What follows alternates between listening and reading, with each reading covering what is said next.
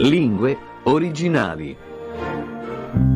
Lingue Originali. L'appuntamento è dedicato alla letteratura inglese letta in lingua inglese, ma presentata in lingua italiana. Due le voci che ascoltate: la prima, quella di Dario Albertini, che vi dà il bentornati a Lingue Originali e che, come sempre, per quanto riguarda l'edizione dedicata alla letteratura inglese e tedesca, ha il ruolo di presentatore, se mi passate il termine, ma soprattutto di facilitatore per introdurvi l'opera e anche per incuriosire chi magari non pratico della lingua inglese o tedesca è comunque interessato a leggere le opere che vi proponiamo in lingua madre nell'edizione italiana. Nel caso particolare chiudiamo oggi il ciclo di episodi dedicati a Middle England, un romanzo di Jonathan Coe.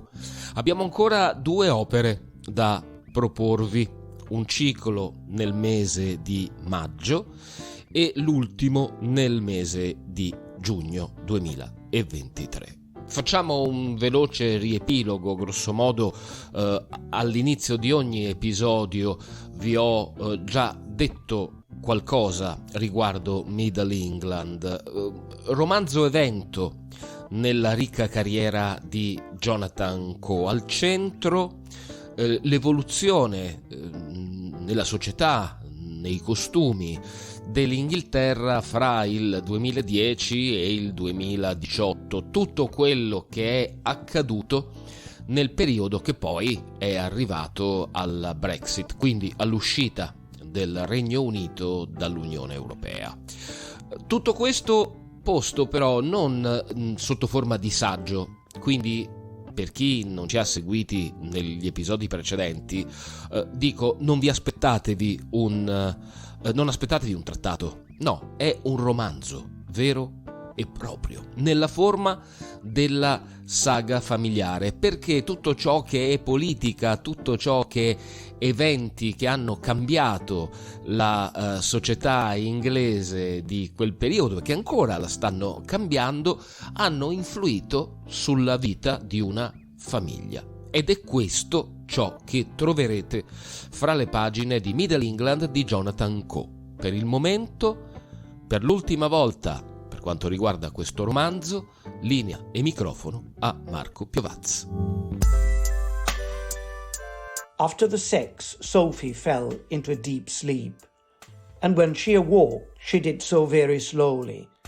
Late in the morning, becoming aware first of the grey light filtering through the curtains, and then the satisfying ache in her tired limbs, and then the rough sandpaper-like texture of Ian's unshaven face as he brushed against her cheek and kissed her.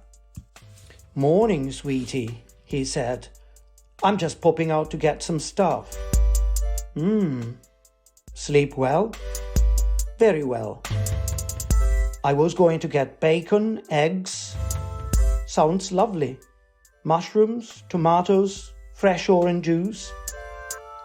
"Do you spoil all your girlfriends like this?" "Want a Sunday paper?" "Why not? Sunday Times okay?" "I'd prefer the Observer." "I'll get them both." He drew away, and sleepily she reached up, placed her arms behind his neck, and pulled him back towards her for another kiss.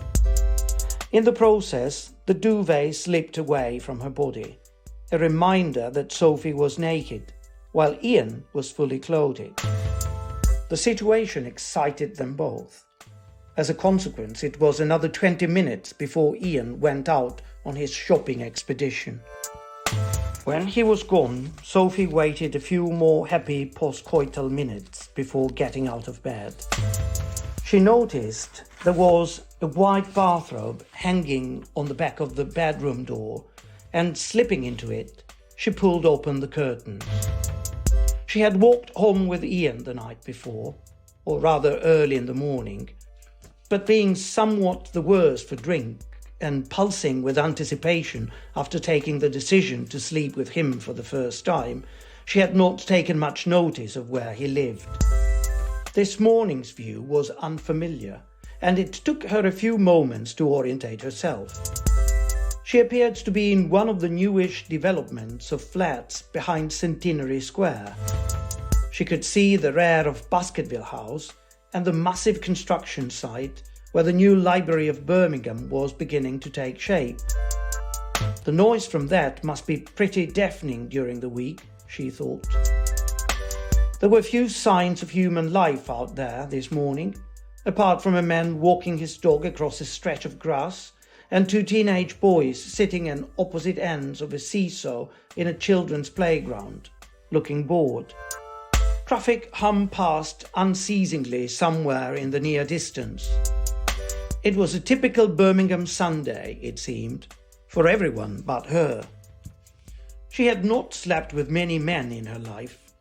For Sophie, it was a commitment as well as an adventure. Last night and this morning felt like a delicious tiptoe into the unknown. Being left alone for a few minutes in Ian's empty flat was an unexpected bonus. So far, in the course of 3 longish but rather one-sided conversations, he had managed not to give too much away about himself. Here, perhaps, was an opportunity to get to know him better. Her first instinct when visiting someone else's home was always to look at the books. The academic reflex, deeply ingrained and quite irresistible. It didn't get Sophie very far today, however. She already knew that Ian was, by his own admission, not a great reader. She also knew that she herself probably read more than was healthy for her, set too much store by reading, had a kind of neurotic obsession with literature and its supposed moral benefits.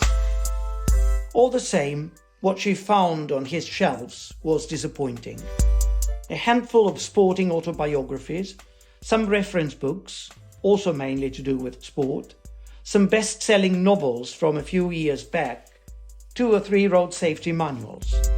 She counted them, 14 books in all. There were about the same number of DVDs, mainly James Bond and Jason Bourne films. The DVD player was on the floor, next to a widescreen TV, and a weird-looking electronic device with handles that was either some sort of elaborate sex toy or, more likely, Sophie realized with some relief, a games console. She picked it up and turned it around in her hands, briefly curious about this bizarre object whose functions were so mysterious to her. None of her previous boyfriends, it occurred to her, had ever owned anything like it. There was a square coffee table in the center of the living space, with a fair number of watermarks and coffee stains on the surface, and one copy of a magazine called Stuff on its lower shelf.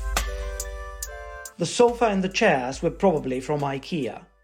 At least, they bore a marked resemblance to the sofa and chairs in every flat she had ever rented herself, all of which had come from IKEA. There were no plants everywhere to be seen, although there was a large frame reproduction of Van Gogh's Sunflowers on the wall. The far end of the living space consisted of an open-plan kitchen. There was nothing much in the fridge, apart from beer, butter, cheese, milk, and a pack of sausages that were 8 days past their best before date. The freezer was empty, apart from ice cubes and a box of magnums, of which only 2 remained. This was disappointing. Sophie was learning almost nothing here about the man she was in the process of choosing as her new partner.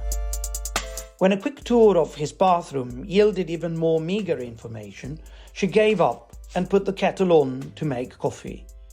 While waiting for it to boil, she retrieved the copy of Stuff and sat down at the kitchen table to read it. The front cover showed a young, attractive brunette clutching an iPad to her hip while pouting and staring into the middle distance. Despite the presence of the tablet in her hand, it looked as though she was planning to spend the night clubbing rather than working, since she was wearing a white mini dress which barely covered her crotch, with sheer panels exposing large portions of her cleavage and midriff. Flicking through the magazine, Sophie could see that this was a recurring pictorial theme, and that she was being invited into a strange parallel universe in which cutting-edge technology was used exclusively by beautiful young women who only liked to work, take photos or play games while wearing lingerie and swimwear.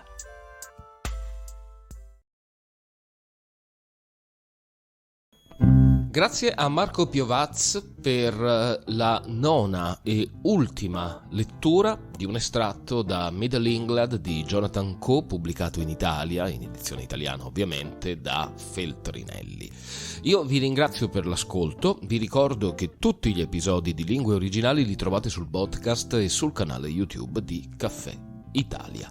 Dalla prossima volta, per quanto riguarda l'edizione dedicata alla letteratura in lingua inglese di Lingue Originali, vi aspetta Roald Dahl e The Bookseller, tratta dalla raccolta Tales of the Unexpected. Ma di questo e di altro parleremo nella prossima puntata di Lingue Originali su Caffè Italia.